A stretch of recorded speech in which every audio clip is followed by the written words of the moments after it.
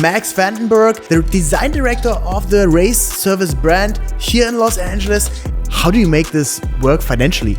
We do this because we love what we do, more so than a business. How do you stand out in a world where every day drops a new brand collab? Without a doubt, everything we do, we approach it with the same energy of like, this has to be perfect. How did you get Sydney Sweeney to wear your hoodie? Mercedes gave you a car to play around, the GT3, and you did an insane project with it. Tell us about it. Okay, thank you. Yeah, it was a massive effort from essentially the entire race service team. There's about 40 of us. If you think about it in pillars, there's like a content pillar, there's a kind of an art product focused pillar, and then there's the diehard. So James Kirkham, who was our head of design, or our head of brand, is a Mercedes-AMG ambassador. So a lot of that conversation started with him, and the problem that we were trying to solve with Mercedes-AMG Motorsport was that they wanted to iconize and embrace the GT3 car, the race car, the product that they offer. So they gave us the car. It was crazy. It arrived full carbon, no stickers, the most beautiful thing you've ever seen. This was like 2.5 years ago now. And it rolled in, and the whole shop was there for accepting the car. And then our job was to do whatever we wanted with it. And the project was mostly focused around building the RS version of the car and like our version of an anti-art car. And building a cultural relevancy around the car. So that meant fashion, community, events, and product. And for those who don't know, usually a spec ad is a thing you won't get paid for, or it's kind of like pretending to get paid for. This is what I did, like a Apple spec ad also when we started out as a filmmaker like 10 years ago or so. What importance or like what role play these projects where you have the total creative freedom, but not the biggest budget at all, because you most of the time have to pay for it yourself, but does it fuel the passion? Yeah, I think what's funny is like from the outside, it probably looks like we were paid a lot of money to do that project, but in hindsight, it was a very tight budget, and it was a lot that they were looking for something pretty simple, and this was our opportunity as a shop to show our power. And right before this project started, we had done a lot of things with Formula One, with NASCAR, with all these things, and they were all community focused, and they were all very artistic, showing our opinion in the matter. So when we got the opportunity to do the car, we wanted to go way above and beyond. So the RS team had actually invested a lot of their own money into this project to come out with something that they were really proud of, that embodied everything from content series to showing that we actually tore the GT3 car apart ourselves, myself and James and the team, and built it all back together. And we're customizing things, hand painting things, designing things, cutting things, like all types of stuff. So it was definitely a massive effort from the whole team, and it was a lot more than what I think AMG was expecting. Yeah. So guys, welcome to the New Trend Society podcast. Sitting down today with Max Vandenberg, creative director at Race Service here in Los Angeles. And for those of you guys who never heard about Race Service, I try to describe it as a 2025 version of Pimp My Ride, but make it culturally relevant. It's not about like, let's put an Xbox and 6 flat screen TVs in the back, but it's also like everything has to do with cars. It's a lot of creativity. It's brand activations, content, and all that. What do you all do, and how did it start? Give us a whole rundown. So Race Service started off, the originals kind of built Donut Media, which was a younger facing YouTube channel called Donut Media. They sold that and they started this. And the idea behind Race Service was that they wanted to approach more of an adult community and create content and storytelling through a little bit more of an artistic approach. And the squad was James Kirkham, Jacob Agajanian, Nico Sclater, Andy Laputka, Sam. I butchered his last name. I gotta do that. Sam. We'll talk. Cut. No, so the originals were Jake, James, Sam, Nico, Andy, Ryan Davis, and Ryan Turk, actually, who's a Formula Drift driver. So that whole original squad started this thing, and what they wanted to do was just approach motorsports differently. They all had been in motorsports somehow, some way, for a really long time, and it just sparked like almost 7 or almost 8 years ago now. And I came in the picture about 2 or 3 years after they had started. They had projects and clients like Snap-on early on that they brought over from other projects, and it just grew like crazy. So originally it was a content agency focus. We were doing content for NASCAR, IndyCar, Formula One, individual drivers. So like regular content creation, photo, reels, the whole thing, right? Yep, the whole thing. And it started to graduate into clothing and product and how we would take motorsports and always create something that was a little bit different. And it just steamrolled from there. And now about 8 years later, we have almost basically every facet of motorsports as a client, and we're asked to do everything from events to brand strategy to brand identity to art to products to who knows, all types of stuff. I always see you guys' Instagram story, and there's so much going on. You have a night school, you have the Rise and Shine, you have you got this Unimog for Monterey Car Week, and I want to talk about all these crazy projects. But yeah, basically. Monterey Car Week is probably a fun example. It's the biggest and most relevant luxury car show in the world, just south of San Francisco, happening once a year. And most of the time, people with a lot of money come there and hang out, and a lot of brands have their houses. We had a production there for BMW at the BMW Villa. There was Mercedes, there's Bentley, all have their houses, but it's pretty elite and a little bougie. And you guys, tell the story what you guys did. Yeah, break all the rules. We are the misfits. Every time we want to do something, it's a little bit against the grain. It's actually a really great conversation because it starts to bring up what we, in the past couple of years, what I've been focusing on in our team, the brand team. We have the Michelin license. We've been working with Michelin as a strong partner for a really long time, almost 6 years. They were a major sponsor on the AMG GT3 raw spec car. And after that, it graduated into earning the license. We got the license to develop clothing for them. We were doing their influencer packaging and special gifting for them for a couple of years.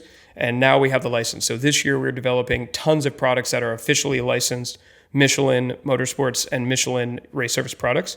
So the Monterey Car Week moment was us taking all of our products in the Michelin Unimog up to Monterey Car Week. So the Unimog is the big ass trunk that's usually used, I don't know, in the desert or for rescue. It's a European like farm truck. So it's a 91 2150 Unimog 6x6. So it has 6 wheels. It's crazy. I drove it all the way up to Monterey and back. It is really, really fun to drive. And we basically did a pop-up on the back and sold all of our product in and around Monterey at the racetrack around town, and everybody loved it. It's very hard to miss. It has giant red sold polka dots out all over it. Right away, right? Sold out right away, yeah. And one of the pieces is the cap you're wearing right now? Yeah, the Michelin Victory Lane, or we call it the, I forget. No, this is the Michelin Spectator cap. Okay, so it's the idea of having a product that was relevant in racing. When you want to race, you would get a hat that looked very similar to this, and we want to see that thing on everybody. This is called the Michelin Spectator cap. Okay, nice. Yeah. So walk us through a licensing deal. How does it work? You pay them a bunch of money and then you can do whatever you want, or it's just similar. Good friends? Well, it helps to be very good friends. We've done a ton of work with them over the years. Everything from the raw spec car to activations to clothing to everything. Our brand director Elle is one that kind of created that entire opportunity to do the licensing. It was we paid them a little bit of money and they offered us their graphics and the ability to create product with their license on them. They had a couple rules, but they were actually an incredible partner, allowing us to be super creative. I don't think that they were expecting that. And what we offer is a highly executed product that is not like the $25 or $45 merchandise shirt. We want to bring Michelin into the fashion world. So we were doing $150 hats and sweatshirts and t-shirts and long sleeves and all these products, bandanas, pillows. We made all these kind of interesting products along the way that are maybe unexpected. But for you and I as an adult, if I have like a house, very stylish house with a lot of my stuff in it, these are products that I would want in my house, was kind of always the approach. A little bit like a collectible, right? Yeah, collectible. It kind of leans a little bit streetwear, but I don't think of it as streetwear. It's more a bit like interior design, or like a marble sculpture, or the hoodie that we're about to do is really cool. It's going to be a chenille patch on our inverted seams hoodies. So we have all these products that are known for the brand, but this is taking the Michelin license and like applying a really artistic kind of fashion focused approach. So the products are going to be very, very sick. I'm very proud of them. So there's so many brands that are doing collabs right now, and it started probably off where the big hype started 10-ish years ago with Supreme doing all these collabs and all that stuff. Yep. And now the mainstream adapted on that, and there's a collab every single day of, I don't know, Starbucks with this and that, and Louis Vuitton with this and that, and there's so much noise. How do you stand out in a world where every day drops a new brand collab?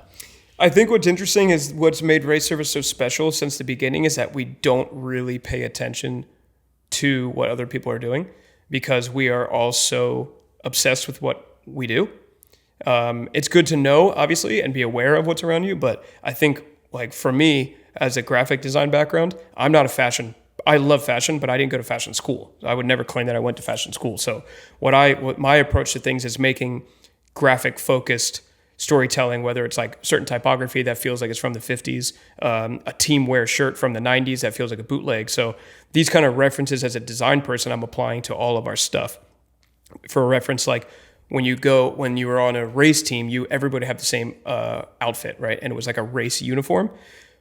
I wanted to approach that where, what is the Michelin race uniform? Everything from a hoodie to our event shirt that has like race service de Corsa, which is in French because Michelin is French, and then race service base with the big Michelin bibendum on the front, like approaching it almost like poster design or graphics.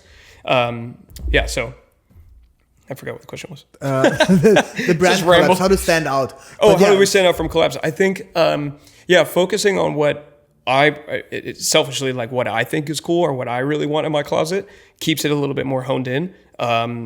Being authentic to yourself. And what's fun with Michelin is that they are a legitimate creative partner of the studio. So we make content and we race with and we build with Michelin all the time. So this product is like, it's actually just a byproduct of us working together. So it's not like we were like, all right, we're a race person and we want to go do a collab with Porsche. Let's make some stuff. Like we work with all those guys all the time. And it's like, oh, here's an opportunity to make a really cool product that people would love. Nice. For instance, the pillows we made for Michelin, we had the raw spec car launched on the hotel of the Hollywood Roosevelt.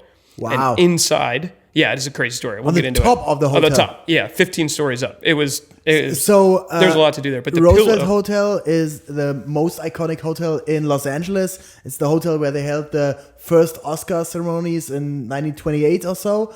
And on the top, they have this iconic LED sign, Roosevelt Hotel, I think even Hollywood or so. Mm-hmm. Yep. And we took a helicopter and put a car on top. We craned our race car the day it was finished, 15 stories up onto the roof, and then had a party on the roof. It was crazy.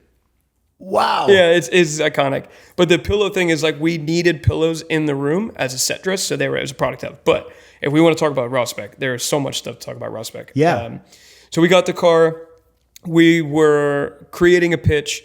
The idea was to essentially build an anti-art art car. And the idea behind that is that whenever you're looking at a race car in the GT world, GT racing, all of them are just coded in numbers and sponsors and shit like that. Uh-huh. And what we wanted to do is build a car look and feel that looked like it belonged, but none of those sponsors were necessarily like all over the place. We wanted to make an art car. So the concept was, how do you abstract and minimize all of the normal design language on a race car, but make it like as minimal as possible. Mm-hmm. So some of the original ideas were like, instead of the Falterbach AMG circle, it was just a blue circle. And that was it. No branding, just a circle. Okay. And then it was like the AMG logo was, it doesn't say AMG, it's just filled in like abstract graphics. Okay. So it really steamrolled from there and everything on the car became abstracted. And then the concept for the car, we came up with materialism. So the materialism is like a double entendre of like, one, the material of the car, focusing on showing off what comes from the factory. Carbon, there's like aluminum, steel, the cages, raw plastics, all types of stuff. So we showcase the car as it comes from the factory. And the materialism was a little bit of a poke, tongue in cheek of like fashion products and like elevating the product as much as you could. So for instance, we made a cashmere car cover. Wow. With Elder Statesman as a partner, which is an incredible brand. I think I saw it when I was at your location. Like, It was so wild. beautiful, really, and that thinking was applied to the entire project. So raw, uncoated, raw wheels that we made with bricks and forged. We did. Let's see, what was the other thing? Interior race seat that we stripped all the paint and then painted the back like a piece of art. So Nico Ornamental Conifer at our studio used the entire back of the race seat as a canvas, but then you put it back in the car and you couldn't see anything. So it was just like a little side thing. So it's just art for fun. We made custom helmets with Bell. We made jewelry with our really good friends, Good Art Hollywood. We made an entire room for the car to live in at the shop. It was just everything, every single thing you could think of. It's crazy. So, guys, if you're in Los Angeles, you should definitely check out the shop. It's mostly open, right? Everybody can open to the public. Yeah, and it's we're on the same street as just as Venice. On Venice Boulevard. Yeah. Talk us through the whole concept. It's an open space with a couple of garages, but also creative spaces. People work there. People edit there. You drink a lot of coffee there. Mm-hmm. What role plays the whole shop or the whole office? It's it's a compound. It's like 1, 2, 3, 4, 5, like six or seven garages. It started out as a concourse garage back before we started, and then the guys, cleared it out, put a bunch of glass, beautiful windows and stuff in it. And as we grew, all of these garages became build-outs and little pop-up shops. So the first one to go was Livewire, which is a subsidiary of Harley Davidson. We worked with John Beck and his whole team to shoot content, launch products with them. We did a crazy build-out in downtown for a product launch. So we wanted to build the motorcycles in our living room, essentially, because there's no oil. So we were like, all right, well, let's build this room into what would appear like our living room. So that was the first. And then it graduated into AMG, which was the raw spec room, where we built like red and blue striped room with all these abstract logos and just like the sickest place to build a car altogether. And then the final room in the front is our new race service pop-up store. Nice. And we opened that pop-up store with Michelin when we launched the license. So that room had has a big Michelin Bibendum mural when you walk in, has racks for all the clothing, and a kind of product development central island to show off all of the stuff we make. I love that you bring these things to life and give them a permanent home. Most of the time, if a brand does an activation, it's, let's say, at Art Basel or Montreal Car Week or in Cannes or so. They build out a spot or an expo or trade show or so. And then a lot of love goes into that. Don't get me wrong, but it's there for just a week or maybe semi-permanent. Maybe 10 days or so at least maximum.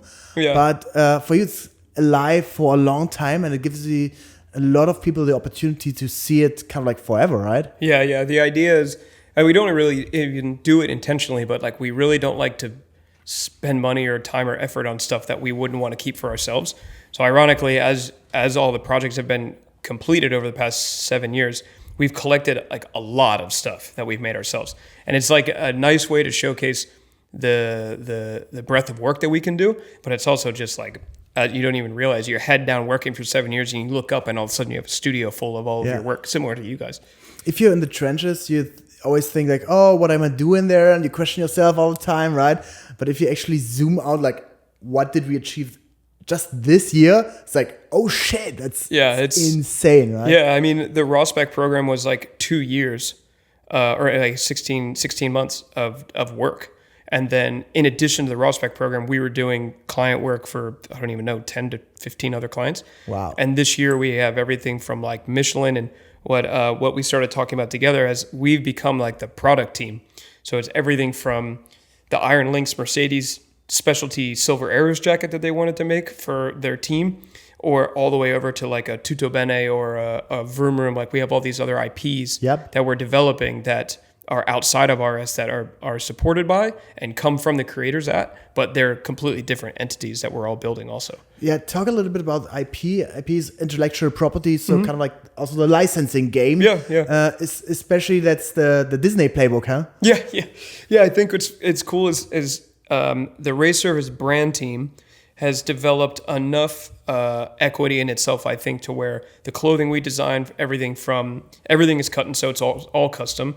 Everything from the hats to the shirts to the inverted sweatshirt or inverted seam hoodies, like all of these entities are becoming known enough to that we're starting to develop an IP that can become what we would like to do is wholesale and develop clothing for brands, everything from a Puma or Adidas to Mercedes, Porsche. We've done clothing for Michelin. We've done clothing for brand launches, customer racing, everything, helmets, race suits, gloves, everything, you name it. So this IP conversation has become, what are we really good at and what are we known for? And how do you package that up into doing a new thing that can live beyond and support all the stuff we're doing?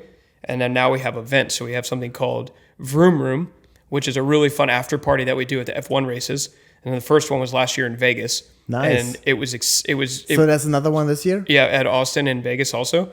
And last one, Diplo showed up as a guest and just jumped on the decks and was just doing his thing. And we partied till 6 a.m. And it was like 250 and people. Americans go to bed at 2 a.m. Like Or in Vegas, you don't go to bed at all.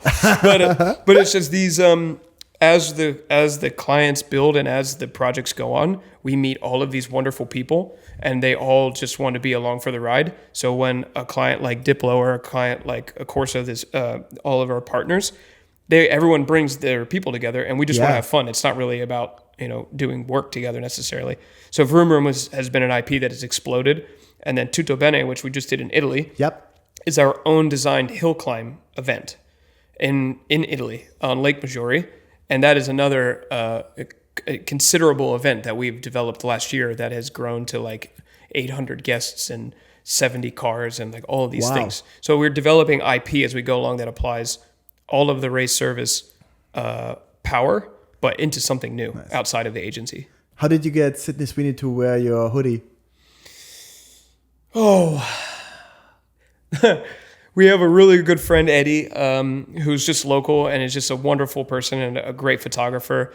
And he works on set with HBO and is friends with all these people. And I think what was really cool was to see Eddie come in and be so excited to share what we're making with people that he's really close friends with, that probably get free shit all the time, right? And like, I'm not here to float or try to give stuff away to people that, get stuff all the time. It's like, we're very proud of the work. So Eddie was like, no. Sid's like a real car person. Like she'll wrench, she'll get down. She would love this stuff. So we gave him one of the hoodies. And then the next day, she's wearing it on set of Devil Wears Prada, which was very cool. Jacob Elordi also is one of his friends. He got one. Yeah. He got all the Michelin stuff. He was like really stoked. He had asked about it. So I think what's interesting is to see people who get stuff free all the time are asking about. And so all of our hard work is like really starting to be noticed.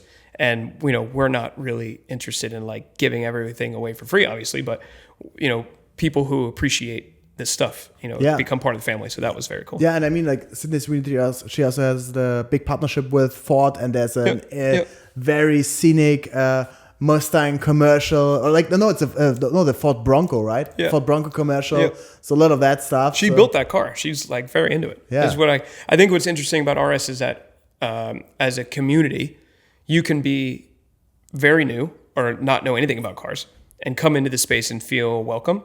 Right? That's like one of our core pillars is that anybody and everybody in LA is welcome. And we are here to introduce you to the car world. The way that we do it, right? And then you have all these other guys. You have the whole end of the spectrum. You have these guys that build $2 million race programs that are engineering the cars and welding the things themselves.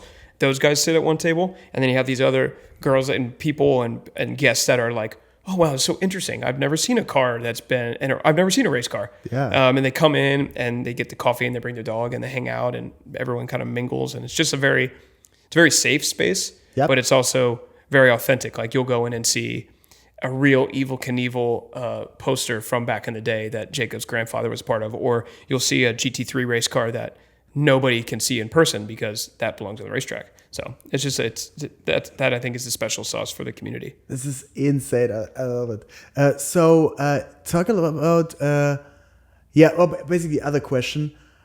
How do you make this work financially? If you put in hundreds of hours on craving something into a seat that probably nobody sees because it's in the back of the seat. Yeah, quite literally. Like quite all literally. these detail work and all that. So probably that's a question for you guys. Yeah, CFO. I think. But on the one side, you have all these passion projects where it's amazing and very important to bring that much love in. But on the other side, you also got to pay the bills, right?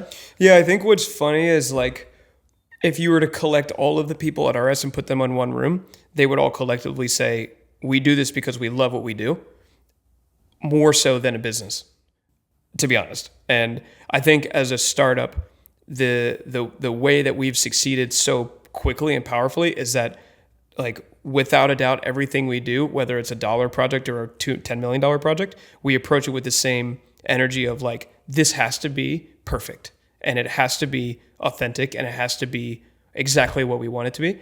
And so there's always that, like, you know, obviously, let's say, for instance, you get a $100,000 project, but then you go over the hours. It's like, well, we would rather not cut the hours and make a shitty project. We would rather go over and then self-invest. And it's been that kind of energy from the beginning. Jacob and James and Andy and the whole squad, they've all led this team of like, it's passion first and the money will come later. And now 7 years later, it's really working. And I think it's the difference between somebody saying like, oh, AMG, you know, we'll take $1 million and we'll give you something. It's like, we'll take $1 million and we're going to invest, you know, all of 150% of our time and effort, and the end product is something that we're proud of, and it's just so different than what everybody else is doing. So that's a thing you would recommend your 20-year self to do? Well, 100%. Yeah, I mean, I think what's interesting is like, if it was my own thing, obviously you have to be financially viable. You can't just be in debt your entire life. But for me, similar to what we were talking about earlier, it was like, somebody told me from 20 to 30, you do every single thing that you possibly can imagine, regardless of money, regardless of what the media it is or whatever it is. And you just run up a portfolio, just try every single thing, fail as much as you can. And now that I'm old, quote unquote old, after 30, I'm starting to focus around between the 30 to 40. And the 30 to 40 for me is define what my superpower is, what I really want to bring to the table, what's missing. And then by 40, I'll figure out the financial shit later. Nice. It's kind of not really an ideal equation, but no, I think it's like powerful. It's not really about money all the time. I totally agree with it. And when I started out as a event and party photographer and nightlife and DJ touring and all that, I also didn't make money for forever. I photographed like 2 years and didn't make a single buck. It was all like just like hanging out with people, getting free drinks, for guest lists, and like being part of the whole game. And at some point, you figure out how the shit goes, but still money wasn't everything. I see it sometimes today when people approach me like, oh yeah, I have a day rate of $1,500. Then they barely know how to walk a straight line or hold a camera. Exactly. Like, can you film that in S-Log? Like, oh yeah, it was S-Log or whatever, right? And that's an advice I have to everyone out there who's in their early 20s. Like, just do it all. Do what you love.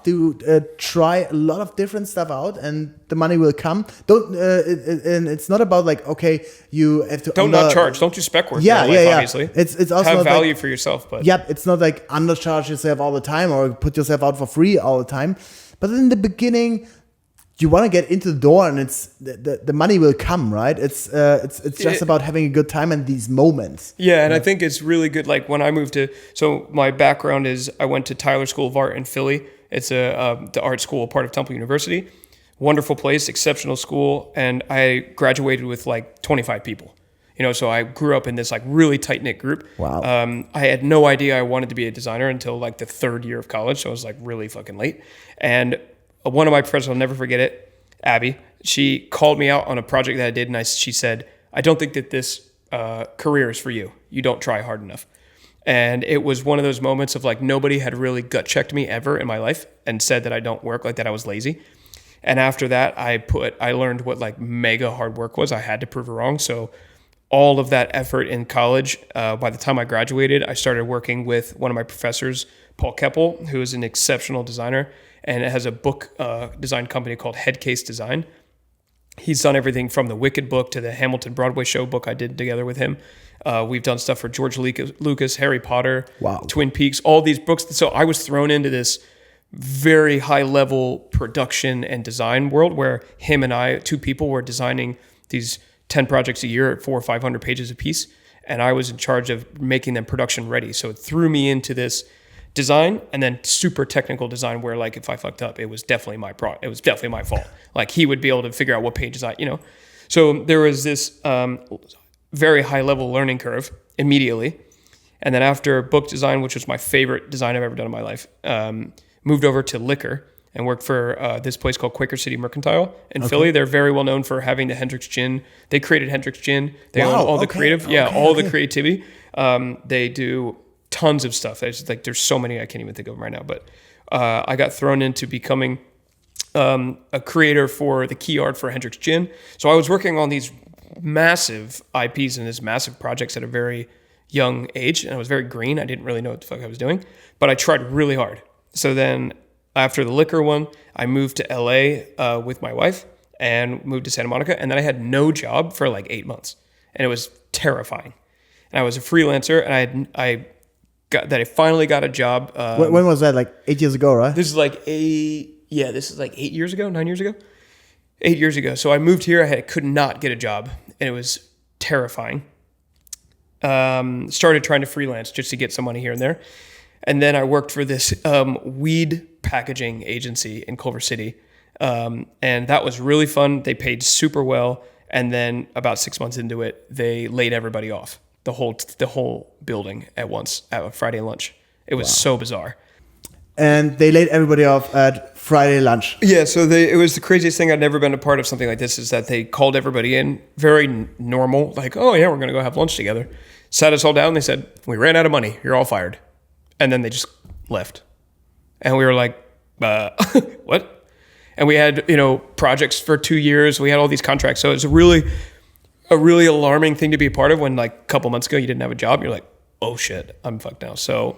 And LA is expensive, right? So yeah, expensive. And it's very expensive. And these people around you were very creative and very powerful. And it was a really great company. We're making really cool stuff.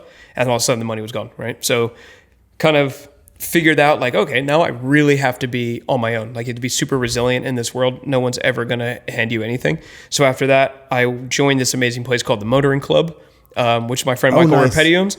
Cool. Wonderful person. He included me in the journey, and I got to develop a car magazine called the Motoring Journal with him. And it just... Can you explain what the Motoring Club is? Yeah, so the Motoring Club is a private members club that is essentially like a big warehouse with really well curated car cultural stuff. Cool cars swapped in. They did events. They had a bar. They had food. They had all types of stuff, but essentially it was a WeWork, but like a small private version, but surrounded by cars. And it was really great. You met tons and tons of people, really cool people from all different walks of life. And internally, we all decided that we wanted to make a printable physical product that existed. And I was like, oh shit, I just did books. I would love to do that. So the Motoring Journal was born. There's about 7 or 8 issues of it now. I did the first 4 or 5, and it was a completely designed magazine by me. And then all of the photos and copywriting was written by the Motoring Club team. And it was so sick, and everyone loved it. And it was very high style. It was very like, I'll bring you one actually, but it was really fun. Nice. That was a way where I was introduced into doing a project that paid the bills, but also was about cars. And then I found Race Service, and Race Service was one of those things where like you walk in the door and you're like, how the hell have I existed and never known about this place? It was perfect. It was a collection of creative people doing car stuff and just doing it any way that they wanted, and people were paying them to do it, and it was crazy. So when I started, that was like 5-ish years ago, 5-ish years ago. And the first job I got was with Ryan Davis and Rod Chong. They both still worked, obviously. And it was social media for Hot Wheels. And it was basically creating tiny little posters with teeny little die-cast cars, like for social, and that was it. And it was so much fun. And then it introed to me to a bunch of other things. We ended up doing the Formula One drive-in watch party, which was a crazy, I don't even know how to describe it. It was so long ago. It was this massive LED screen on the top of the Grove parking lot. Oh, yeah? Structure. I was at it just yesterday. Were you? Yeah. So the parking lot, all the way to the top, we had a massive, like 40-foot LED screen. And we had curated an entire collection of cars that were organized like a car show. But when you rode in, you were photographed on the way in. There was all these like racing banners on the way up, and you park and we all watched the race together. And it was the start of an exceptionally art curated, focused race service event. And after that, it was all history from there. So it was like everything from, oh my God, I don't even know, McLaren, Porsche, Mercedes-AMG, Formula One, NASCAR, IndyCar. It just goes on forever. This is insane. And it just went on forever. And now we're 6 years later. So what's up next? Like, what inspires you today? I think moving from the agency side over to the brand and like the product design side in the past 2 years, we've developed the Race Service brand, which we call it the inline brand, is like our own focused items. Yep. I think a dream for me is to have the Race Service brand have real stores be offered around the world. One of the most annoying things is to have guests and friends from all over the world ask you, and you run out of inventory, and you're like, that just doesn't exist. I'm so sorry. I literally would give you my own, but it's disgusting and sweaty. So I'd love the Race Service brand to have the breadth and the space to be what I envision it to be and what our team envisions it to be. And then on the other side of that is I think like race car or motorsports focused products, everything from sculptures to furniture to blankets to Christmas ornaments to clothing to cars to all this stuff, hats, all of it, watches, glasses, all these things. So I think that would be the very cool part, is to earn the respect to have all these brands that you and I like that are not in the motorsport space and bring them into the space in like a special way. But make a special version of it, right? The race service way, right? Yeah, exactly. Nice. Like jewelry, like I don't know. This is our guy Josh at Good Art. He has an amazing jewelry company, and he's just a really good friend. And we were like, guys, we should do motorsport stuff. What does that mean? And so we did a clothing collection called Good Service Race Art, which is a mixture of our names. Yep. And we developed these helmets that are just these massive pendants. And this was a helmet that we designed and developed for the Rosberg program. Like a small keychain. Small keychain, like I don't know what size it is. Kiwi? Tiny kiwi? Yeah. Something like that. Anyway, it's a larger pendant, and it's a product that didn't exist, that if you're a Race Service fan, it becomes very special because it's like a part in time. But making things that people want to collect, people from all walks of life, an art collector. I want to appeal to the art collector, and then I want to appeal to the guy welding his own engine and doing all these, or building his own engine for his race car. I want to appeal to all of those people in a way where they're like, oh yeah, those are real car guys. Like they really get it. They have a really different approach. Do you have some advice for brands out there when they think of how to do their content, how to do their brand positioning and so? And of course, you work with the best brands in the world, but there's still a lot of brands that are maybe a little bit more conservative when it comes to crazy ideas or like creating a car in the middle of nowhere. But putting a car on top of a legendary hotel. Yeah. Right? I think I guess coming from a brand identity background, like a design background, everybody makes these guidelines, and the guidelines to me are so frustrating. I understand why they exist, but every time I see a guideline, I just completely ignore it, to be totally honest. My intention now is to break the guideline, right? So you inherently like build yourself into a box, right? Like a Mercedes-AMG or Mercedes Global. They have a guideline that says, don't do this, don't do this. Whoops. Yeah. Don't do this, don't make it red, don't put it on a thing, don't make it smaller, don't make it bigger, whatever.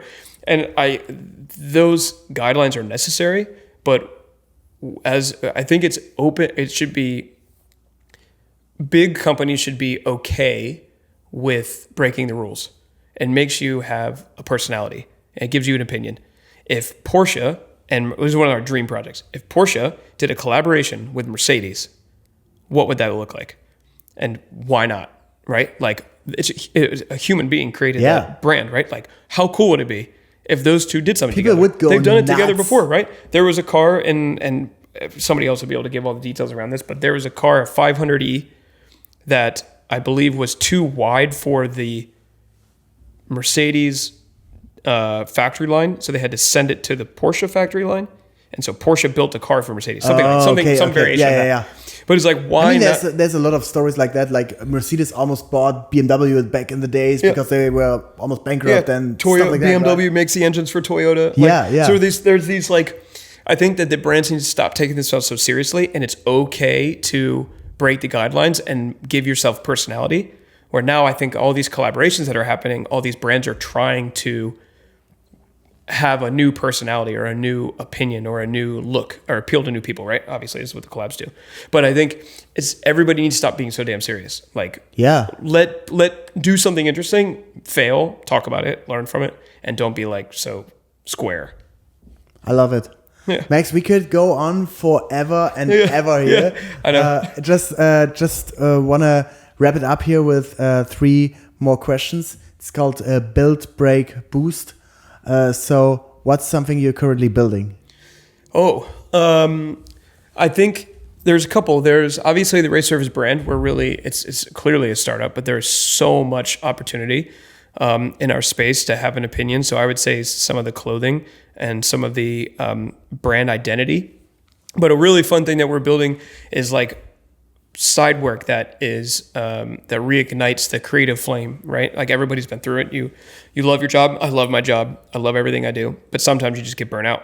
And I think building side work is really important, whether it pays or whether it doesn't. And so we're building a studio called Ruby Rosa Studio with a bunch of people from RS and some outsiders. And we're just doing our own variation of curated rallies, like highly what would you call it? Like hospitable rallies. So for instance, you'd have a 3-day rally, you'd buy into it, and every single touch point is like the best food, the best wine, the best gifting, the best driver bag, the best roads, all this stuff, right? And we come from that space as we do this on our own. So how do you polish it up and make it, viable and interesting to people that maybe are a little bit afraid to be a part of a rally? So we just did one in Michigan that was incredible. Porsche Ann Arbor dealership, they paid us to come out and curate the whole thing. And it was 700 miles. We did gift bags. We had 20 cars on the rally. We delivered 800 photos and 10 videos in 24 hours. And how much is that to attend? The attendance, I think, was like 10K, something like that, per guest. And we're learning like how to scale that up and scale that down, obviously. But that's what I'm building. I think this side existence for creative sake is really important. What's the thing where you recently failed? I think it's, as a freelancer, you have this do everything yourself energy that I kind of, like I said in the story, is like when I got here, I had to figure it out on my own because nobody was just going to come out and be like, hey, you're hired.